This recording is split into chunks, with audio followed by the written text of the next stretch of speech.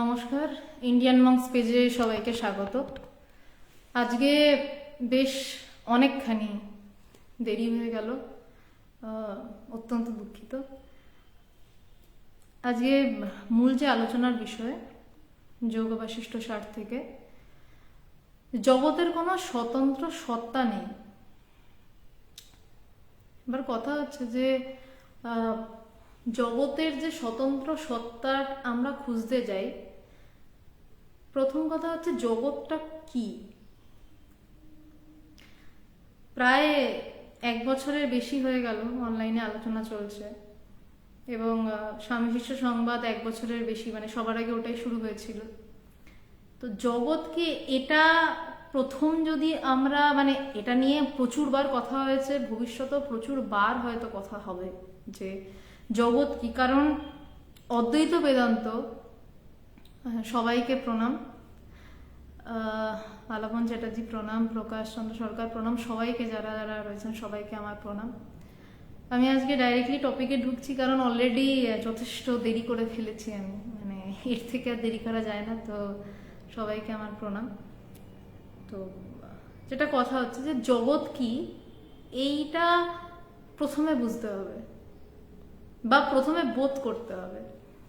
যেমন যদি স্বামী বিবেকানন্দের জ্ঞানযোগ পড়তে যান, তো দেখবেন যে প্রথম চ্যাপ্টারটা হচ্ছে মায়াবাদ নিয়ে। মায়া মানে জগৎটা মায়া, সেখানে জগৎ কি ব্যাখ্যা করা হচ্ছে। অদ্বৈত বেদান্ত বুঝতে গেলে অ্যাকচুয়ালি প্রথমে মায়াবাদ বুঝতে লাগে। অদ্বৈত বেদান্ত আসলে বোঝা যায় না, ওটা একটা কথার কথা আর কি। অদ্বৈত বেদান্ত বোধে বোধ করতে হয়, নিজেকে অনুভব করতে হয়, সেটাই অদ্বৈত বেদান্ত। তাছাড়া বইপত্র যা পড়া, ওটা জাস্ট পড়া, একটা পড়তে হয় পড়া, কিন্তু আসল হচ্ছে বোধে বোধ। তো অদ্বৈত বেদান্ত বুঝতে গেলে যেমন মায়াবাদ প্রথম বুঝতে হয়, সেই মায়াবাদেরই আর একটা নাম হচ্ছে জগৎ। জগতের কোনো স্বতন্ত্র সত্তা নেই, এটাই তো আজকে আলোচনার বিষয়। তাহলে জগৎটা আসলে কি? আপনারা প্রত্যেকেই একটা বাড়িতে থাকেন, বা আপনাদের সবারই একটা ফ্যামিলি রয়েছে। আপনার সাথে আপনার মায়ের জগৎ কি এক? একই বাড়িতে, একই টাইম ফ্রেমের মধ্যে, একই সময়কালের মধ্যে, ডাইমেনশনের মধ্যে রয়েছেন, কিন্তু আপনার জগৎ কিন্তু আপনার মনের মতন করে তৈরি করা। আপনার মনের মতন পছন্দের বন্ধু বান্ধব, আপনার ভালোবাসার কিছু হয়তো বইপত্র, আপনার কিছু পছন্দের জিনিস, ঠিক সেম ডাইমেনশনে থেকে আপনার মায়ের জগৎটা কিন্তু আবার আলাদা। তার পছন্দ দিয়ে গড়া, তার পছন্দের মন দিয়ে গড়া সেই জগৎ। তার বন্ধু বান্ধব, তার পছন্দের সিরিয়াল বা তার পছন্দের আধ্যাত্মিকতা, সেটা নিয়ে তৈরি। আবার সেই একই ডাইমেনশনে থেকে আপনার বাবার জগৎ কিন্তু আবার অন্যরকম। সে হয়তো চায়ের দোকানে যাচ্ছে, গল্প করছে একটা বন্ধুদের নিয়ে। সুতরাং জগৎটা কিন্তু প্রথমে ধরতে হবে যে আমি, আমার মা বাবা তিনজন হয়তো একই বাড়িতে থাকি, কিন্তু আমার বাবার সাথে আমার জগতের মিল নেই। তাহলে কি জগৎটা বাইরের জগতের উপর ডিপেন্ডেন্ট?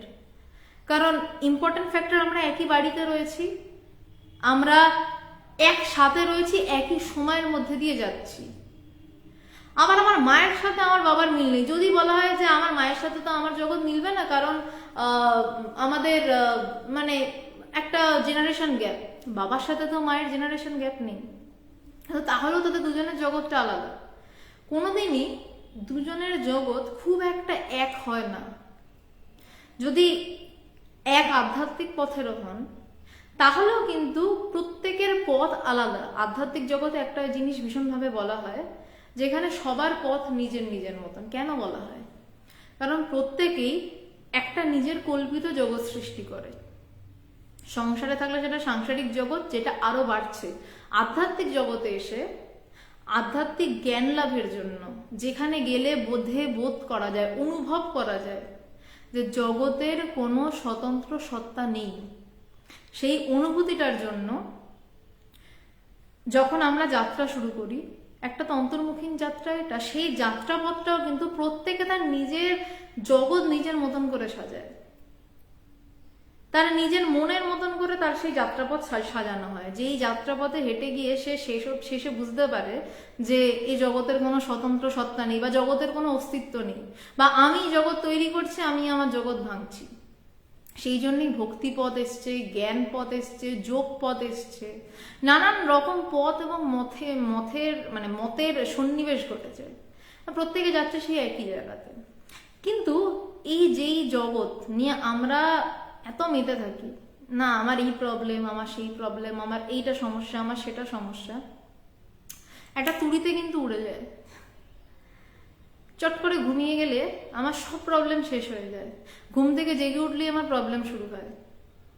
তার মানে আমার মনের সাথে, আমার জেগে ওঠার সাথে সাথে আমার মাকড়সার জাল বিস্তার শুরু হলো, আমার চিন্তাগুলো রূপ নিতে শুরু করলো, আমার চিন্তাগুলো যেহেতু রূপ নিতে শুরু করলো, তাই জন্য সব সমস্যা শুরু হওয়া শুরু হলো। এবং সেই সমস্যাগুলো বা ভালো থাকা মানে যে কোনোদিন খারাপ থাকা আসবে না তা নয়, খারাপ থাকা মানে যে কোনোদিন ভালো থাকা আসবে না তা নয়, ভালো এবং খারাপটা মিলিয়েই কিন্তু জগৎ। আর যেখানে জগতের অস্তিত্ব নেই সেটা ভালো এবং খারাপের পাড়ে দাঁড়িয়ে থাকার একটা জায়গা। তো এই যে জগতের কোনো আলাদা অস্তিত্ব নেই, এইটা বোঝাতে গিয়ে সবাইকে আগে জগৎ নিয়ে কথা বলতেই হয়। ওই জন্য বললাম যে জ্ঞানযোগ যদি পড়তে যান তাহলে দেখবেন শুরু হচ্ছে মায়াবাদ নিয়ে। কারণ আমরা যেটা জানি, আমরা যদি ব্রহ্মজ্ঞান লাভ করতে চাই, সেটা আমরা কিভাবে করতে চাইবো বা করতে পারবো, হচ্ছে ভগবানের একটা খুব সুন্দর কথা রয়েছে যে ভাবনাকে দিয়ে ভাবনার পারে যাও। কারণ আমার হাতে অস্ত্র কি, আমাকে চিন্তা করতে হবে, এবং চিন্তার মাধ্যমেই আমি কিন্তু চিন্তার পারে যেতে পারি। আদারওয়াইজ আমি চিন্তার পারে আমি কিভাবে যাব? মানে আমার চিন্তা শক্তি দিয়ে কিন্তু আমার চিন্তাকে খণ্ডন করতে হবে। যেমন যখন আমাদের ভীষণ অ্যাসিডিটি হয়ে যায়, কিছু একটা খেয়েই তো অ্যাসিডিটি ফর্মেশন হয়, এমনি এমনি অ্যাসিডিটি ওরমভাবে হয় না খুব একটা। কিছু একটা ধরুন প্রচুর কিছু ভুলভাল খাওয়ার ফলে একটা অ্যাসিডিটি ফর্মেশন হলো, কিছু ভুলভাল খেয়েছি তাই অ্যাসিডিটি ফর্মেশন। এবার সেই অ্যাসিডিটিটা কাটাতে আমরা কি করলাম না, একটা অ্যান্টাসিড খেয়ে নিলাম। দুটোই খেলাম, কিন্তু খাওয়াটাও খাওয়া, আবার যখন ওষুধটা খাচ্ছি সেটাও কিন্তু খাওয়া, কিন্তু একটা অ্যাসিড ফর্মেশন করছে, একটা অ্যাসিডিটি কাটাচ্ছে। তেমনি এই যে জগৎ নিয়ে যদি আমরা, যারা সবাই জগৎ নিয়ে মেতে রয়েছে, সবাই যারা আধ্যাত্মিক চর্চা করছে তারাও এক প্রকার জগৎ নিয়ে মেতে, সেই জগৎ নিয়ে মেতে থাকাটা কেন অমনি অ্যান্টাসিড, যে আমার যেই জগৎ নিয়ে মেতে থাকাটা আমাকে জগৎ কাটাচ্ছে। আধ্যাত্মিক মানুষেরা সেই জগৎ নিয়ে মেতে রয়েছে, আর যারা বহির জগতের মানুষ তারা যেই জগৎ নিয়ে মেতে রয়েছে সেটা হলো অ্যাসিডিটি বাড়াচ্ছে, মানে জাগতিক আরো বিষয় বাড়াচ্ছে, জগৎ আরো বাড়ছে। তো দুটোই জগৎ নিয়ে থাকা। এক ধরনের ভাবনা আসছে মানুষের, যেই ভাবনা আরো অনেক ভাবনার জন্ম দিচ্ছে, আবার এক ধরনের ভাবনা আসছে যেই ভাবনা আমাকে সব ভাবনা কাটিয়ে ভাবনাতীত জায়গায় পৌঁছে দিচ্ছে, যেখানে ভাবের কোনো অস্তিত্ব নেই। আমাদের ভাব কিন্তু অজ্ঞান থেকে উদ্ভূত, যেখানে ভাব তা অজ্ঞান।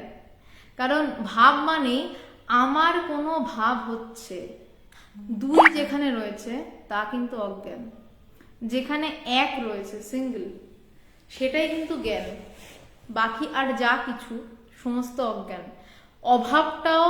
অভাব বোধ করাটাও অজ্ঞান, ভাব বোধ করাটাও অজ্ঞান।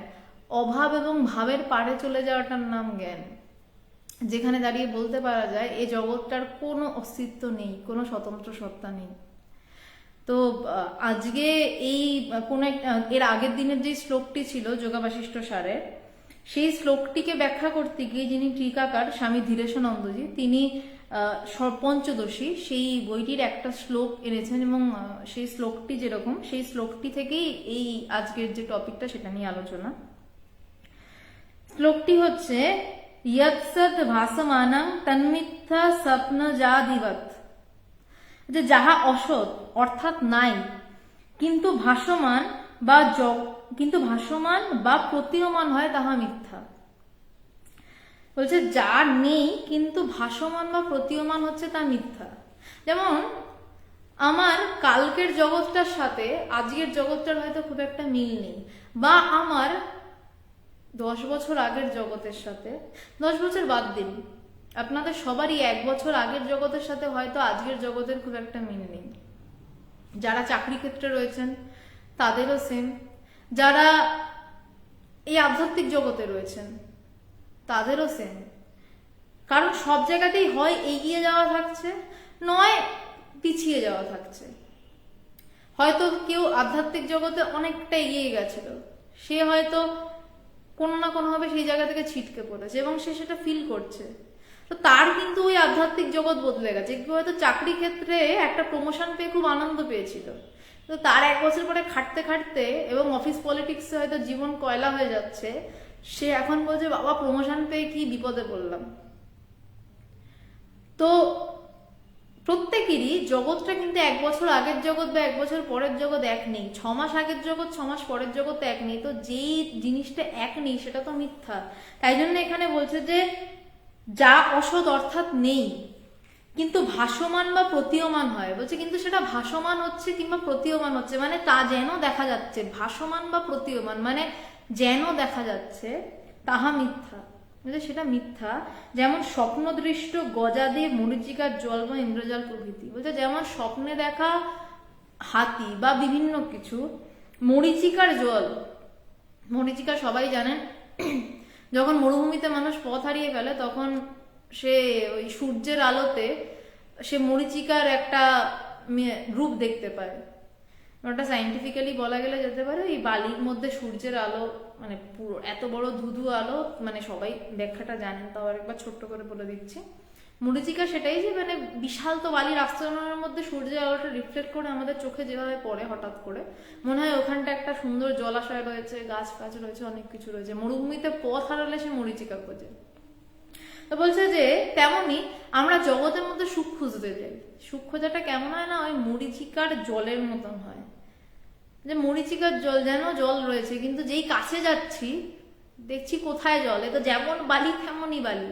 তো তেমনি জগতের মধ্যে যেই সুখ খুঁজতে যাই, কারণ আমরা জগৎটাকে সত্য বলে ভাবছি, কিন্তু এই আজকের যেই জগৎ, এই ডিসেম্বর, আজকে বোধহয় নভেম্বরের লাস্ট ডে, আজকে নভেম্বরের লাস্ট ডে 2022 সাল, বড় জোর জানুয়ারির জুলাই মাসে গিয়ে আমার হয়তো সেই অবস্থা থাকবে না, যে যেই ক্ষেত্রে আছে তার সেই ক্ষেত্রে।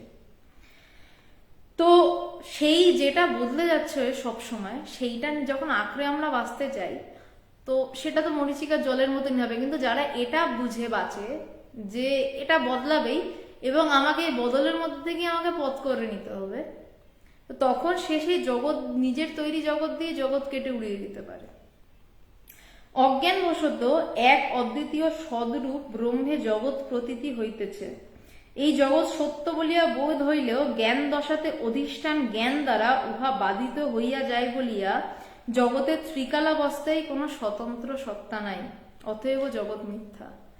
কিভাবে বলছে, মানে বলে দিচ্ছে না, শুধু সিদ্ধান্ত দিচ্ছে না যে জগৎ মিথ্যা, ব্যাপারটা ব্যাখ্যা করা হচ্ছে কেন জগৎ মিথ্যা। বলছে এই জগৎ সত্য বলিয়া বোধ হইল, এই কথা বলছি আমাদের মনে হতেই পারে সত্যই তো, দেখছি তো, বলছে এটা সত্য বলে বোধ হলেও জ্ঞান দশাতে অধিষ্ঠান জ্ঞান দ্বারা, বলছে যেই জ্ঞান, জ্ঞান দশাতে অধিষ্ঠান, বেদান্তে দুটো শব্দ আছে, অধিষ্ঠান এবং অধ্যস্ত।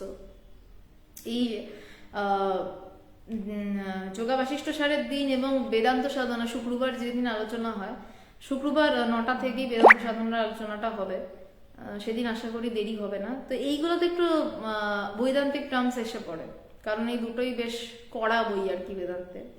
অধিষ্ঠান কথাটার অর্থ হচ্ছে ব্রহ্ম, এবং অধ্যস্ত হচ্ছে, খুব সোজা ভাষায় বললে, আমি যা দেখছি বা যা আমাকে দেখানো হচ্ছে, আমি যা দেখছি বললে একটু ভুল হয়ে যায়, বা যা আমাকে দেখানো হচ্ছে তা হচ্ছে অধ্যস্ত।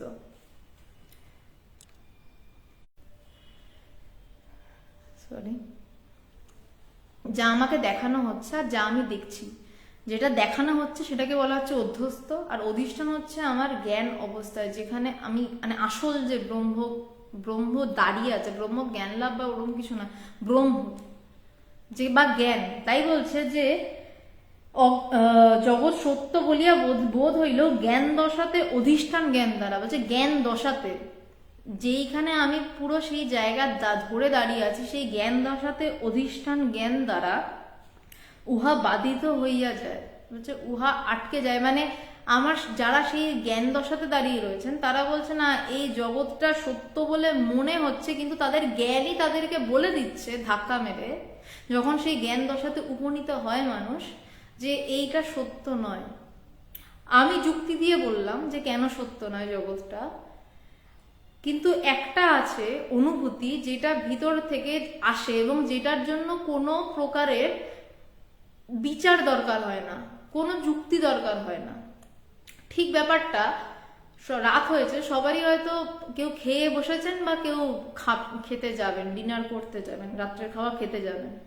ঠিক সময় যদি রাত্রের খাওয়াটা না হয়, যেমন খিদেটা পায় এবং সেই খিদেটাকে কোনো কিছু দিয়ে এক্সপ্লেন করার দরকার পড়ে না, কোনো যুক্তি বুদ্ধি দিয়ে এক্সপ্লেন করতে হয় না যে আমার খিদে পেয়েছে, আমার খিদে পেয়েছে, এবং সেটা কেউ প্রশ্ন করে না, কারণ এটা সবার কাছে স্বাভাবিক। ঠিক তেমনই কিছু কিছু বিষয় থাকে, যেমন এই জ্ঞান দশাতে যে সত্যের অধিষ্ঠান হয়, মানে অধিষ্ঠান থাকে হয়, মানে সব কথাই তো ভুল, তাই এই ধরনের কথা মানে কিছুটা বলতে হয়, তাই বলা আর কি।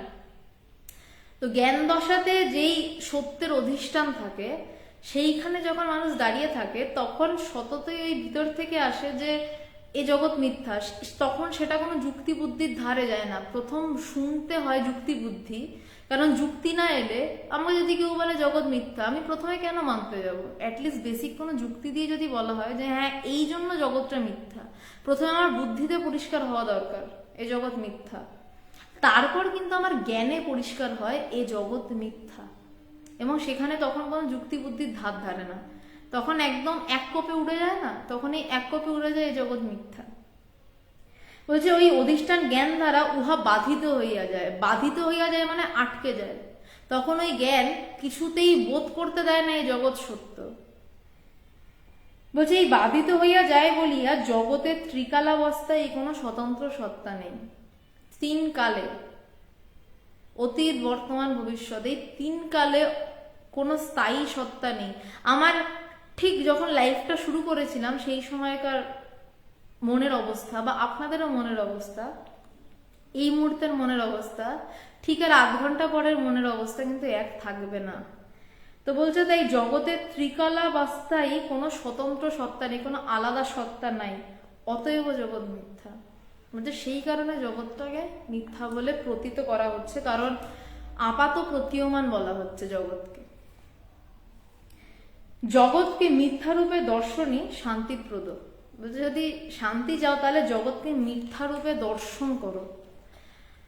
প্রথমে তো একটা কিছুকে আমাদের মানে বারবার বলছে অনুভূতির আগে আমাদেরকে এমনি বোধ করতে হয় যে মানে এটা এই, যেমন রসগোল্লা মিষ্টি, সেটা টেস্ট করে আমি বুঝছি, কিন্তু তার আগে অ্যাটলিস্ট আমি রসগোল্লা মুখে ঢোকানোর আগে এটুকু আমি জানি যে আমি মিষ্টি কোনো পদার্থ খাচ্ছি, আমি জানি না যে এটা ঝাল কিছু। আমি জানি রসগোল্লা মুখে দিলে চিবালে আমার ঝাল লাগবে না, মিষ্টিই লাগবে। প্রথমে আমি জানছি যে জগৎ মিথ্যা। বলছে জগৎ যদি মিথ্যা বলে আমরা মেনে নিতে পারি, বলছে ওটাই শান্তিপ্রদ, বলছে ওটাই আপাতত শান্তি দেবে, তারপর ওটা বোধে বোধ করা, তারপর বোধে বোঝা যে হ্যাঁ এই জগৎটা মিথ্যা, এই জগৎটা সত্য নয়। আপাতত আজকের আলোচনা এই অব্দি, এবার যার যা কোশ্চেন আছে করতে পারেন। আজকে এমনি দেরি হয়ে গেছে তাই আমি বেশি আলোচনা বাড়াচ্ছি না। অশোকবাবু নমনারায়ণা, অপুচন্দ্র বাবু নমস্কার, সবাইকে প্রণাম, প্রিয়দীপ প্রণাম, অমিত সাহা প্রণাম। বিপ্লব রায়, তাহলে কি আমি আহার চুরি পাপ প্রেম করছি না? অবশ্যই করছেন। যতক্ষণ আপনার মনে প্রশ্ন আছে যে আমি কি এগুলো করছি না, যতক্ষণ আপনার এই আহার চুরি পাপ প্রেমের আগে আমিটা রয়েছে, আমি কি এগুলো করছি না, আমি প্রথমে কিন্তু আপনাকে আমিটা আসতে হচ্ছে, তারপর কিন্তু আহার চুরি পাপ প্রেম বিভিন্ন কিছু আসছে। যখন আপনার এই আমিটা উড়ে যাবে তখন কিন্তু আপনার আহার উড়ে যাচ্ছে, চুরি উড়ে যাচ্ছে, পাপ উড়ে যাচ্ছে, প্রেম উড়ে যাচ্ছে। আমি যেই অবস্থার কথা বলছি সেই অবস্থাটাতে আমিটাই উড়ে যাচ্ছে। আপনি এই যে এতগুলো শব্দ লিখেছেন বিপ্লব রায়, আমি, আহার, চুরি, পাপ, প্রেম, পাঁচটা শব্দ, পাঁচটার মধ্যে আমিটা বাদ দিয়ে পরের শব্দ হচ্ছে 1 2 3 4, 4টে শব্দ, আহার চুরি পাপ প্রেম করছি না। তো এই সবগুলো করতে গেলে আপনাকে তার আগে একটা আমি জুড়তে হচ্ছে। এই আমিটাই জগৎ, এই আমিটাই আসলে জগৎ সৃষ্টি করছে। এই আমিটাই সমস্ত কিছুকে ভুল বলে দেখাচ্ছে। ওই আমিটা যখন উড়ে যাবে তখন বাকি সব কিছু আপনি করছেন না, কিন্তু যতক্ষণ এই আমিটার অস্তিত্ব রয়েছে ততক্ষণ কিন্তু আপনার তৈরি জগতের মতন আপনি আহার চুরি পাপ প্রেম সব করছেন। কিন্তু ওই আমিটা যখন আবার আত্মতত্ত্ব খুঁজতে বসছে বা বসবে, নিবিষ্ট চিত্তে নিজেকে খুঁজতে বসছে, তখন সে ঈশ্বর চিন্তা করছে। কিন্তু যখন আমি নেই তখন ঈশ্বর চিন্তাও নেই, তখন প্রয়োজন নেই ঈশ্বর চিন্তার। কারণ যেটা দিয়ে আমি ঈশ্বর চিন্তা করছিলাম তাই যখন আর থাকছে না, তাই যখন মিলিয়ে যাচ্ছে, মিশে যাচ্ছে, তাহলে আমি কোন আমি নিয়ে ঈশ্বর চিন্তা করব, কোন আমি নিয়ে চুরি করতে যাব, কোন আমি নিয়ে পাপ করতে যাব? তখন পাপও থাকছে না, পুণ্যও থাকছে না। আশা করি কিছুটা যুক্তি দিয়ে বোঝানো গেল। তখন রায়চৌধুরী, তাহলে কি আমার চেতনা ভ্রান্ত চেতনার মোড়কে আবৃত? অবশ্যই, অবশ্যই চেতনা সবারই ভ্রান্ত চেতনার মোড়কেই আবৃত থাকে বলে যেন মনে হয়, যেন মনে হয় আবৃত থাকে। কিন্তু আসলে একটা সময় পর বোঝা যায় যে কোনোদিনই আমার চেতনা কোনো ভ্রান্ত চেতনা দিয়ে আবৃত ছিল না। কিন্তু সেটা বুঝতে গেলে চেতনাটা ভ্রান্ত প্রথমে বুঝতে হয়, তারপর যখন বোঝা যায় তখন বোঝা যায় কোনোদিনই তা আবৃত ছিল না। কিন্তু আপাতত এটা যে হ্যাঁ, চেতনা ভ্রান্ত চেতনা দিয়ে আবৃত। আমার ঠাকুরের একটা খুব সুন্দর কথা, শুভ কাঁটা দিয়ে অশুভ কাঁটাকে তোলো, তারপর দুটো কাঁটাই হাত থেকে ফেলে দাও। কাঁটা তুলতে গেলে আমাদের কিন্তু আর একটা ওই রূপী সরু কিছু দিয়ে খোঁচাতে হয়। কারো পায়ে ফায়ে কাঁটা ঢুকে গেলে খেয়াল করবে, ওই রকম সরু কিছু দিয়ে খুঁচিয়ে খুঁচিয়ে কাঁটাটা বের করতে হয়। তেমনি আমাদের চেতনা, যেটা মনে হচ্ছে যেন আমরা দেখতে পাচ্ছি না, যেন দেখতে পাচ্ছি না, সেইটা ভ্রান্ত চেতনা যেটা বলছি, সেই ভ্রান্ত চেতনাকেই শুভ চেতনা হিসাবে কাজে লাগিয়ে কাঁটা তুলতে হয়। এবার কাঁটা তুলে আমরা কি করি? আমরা কি যেটা দিয়ে কাঁটাটা তুলেছি সেটাকে আদর করে রেখে দিই, আর যে কাঁটাটা বেরিয়েছে সেটা রেখে দিই? সেটা তো রাখি না, সেটা তো ফেলে দিই। যেটা দিয়ে কাঁটা তুলেছি সেটা যদি হাতে নিয়ে বসে থাকি সেটাই আবার কখন ফুটে যাবে, তখন আমরা কি করি? ওইটাকেও ডাস্টবিনে ফেলে দিই না, কাঁটাটা তোলা হয়ে গেছে, যেই কাঁটাটা তুললাম আর যেটা দিয়ে তুললাম দুটোই ফেলে দিই। তো তেমনি যখন ওই যেটাকে ভ্রান্ত চেতনা দিয়ে যেন আবৃত বলে মনে হচ্ছে সেটা যখন বুঝতে পারবেন, তখন চেতনা বা ভ্রান্ত চেতনা কোনোটাই থাকবে না, কোনোটাই কোনোটা দিয়ে মোড়া থাকবে না। আশা করি একটু কিছুটা বোঝানো গেল।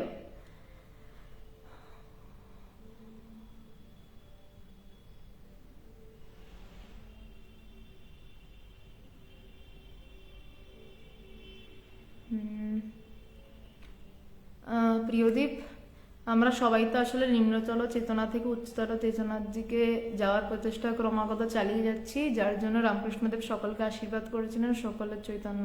ঠিকই ঠিকই প্রিয়দীপ, হ্যাঁ এটাই কথা।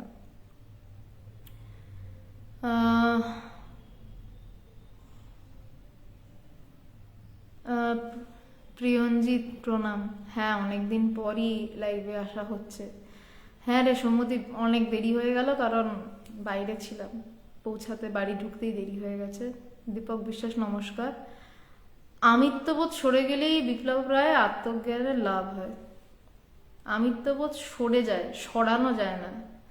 যদি গুরুকৃপায় আমিত্ববোধ সরে যায় তবে সেই মুহূর্তেই আত্মজ্ঞানের লাভ, অন্য আর কিছু প্রয়োজন হয় না। আমিত্ববোধ সরছে এবং সাথে সাথে আত্মজ্ঞানের লাভ হচ্ছে। মৌসুমীদি, আমার অনেকটা দেরি হয়েছে, তোমার কোনো ব্যাপার না। আমি লাইভটা প্রায় 11:15 বাজতে চললে আমি শেষ করছি। শুক্রবার দিন 9টা থেকে বেদান্ত সাধনা 17 নম্বর চিঠি আলোচনা রয়েছে। 17 নম্বর চিঠিটা আগেও একদিন আলোচনা হয়েছিল অর্ধেকটা, কিন্তু সেদিন প্রচণ্ড নেটওয়ার্ক মানে সমস্যা করছিল, অনেক প্রবলেম হয়েছিল। আশা করছি এই দিন হবে না। 17 নম্বর চিঠিটাই অল্প একটু হয়েছিল, কিন্তু আমি আবার প্রথম থেকেই শুরু করবো। এবং শুক্রবারের আলোচনাটা বেশ ইম্পর্টেন্ট এবং একটু দীর্ঘায়িত হবে, কারণ চিঠিটি বেশ বড়। ভগবানের গুরুদেব এই 17 নম্বর চিঠিটা খুব ইম্পর্টেন্ট চিঠি লিখেছিলেন বেদান্ত সাধনাতে ভগবানকে। তো সেদিন পুরো চিঠিটা নিয়ে আলোচনা করব। বা করার চেষ্টা করব, করবো বলাটা ভুল, করার চেষ্টা করব। তো সেদিনকে শুক্রবার দিন 9টা থেকে আলোচনা। আর আমি এই মৌসুমী লাইভটা ফিনিশ করছি, তারপর তুমি পুরো লাইভটা পেয়ে যাবে। সবাইকে শুভরাত্রি, অনেক প্রণাম।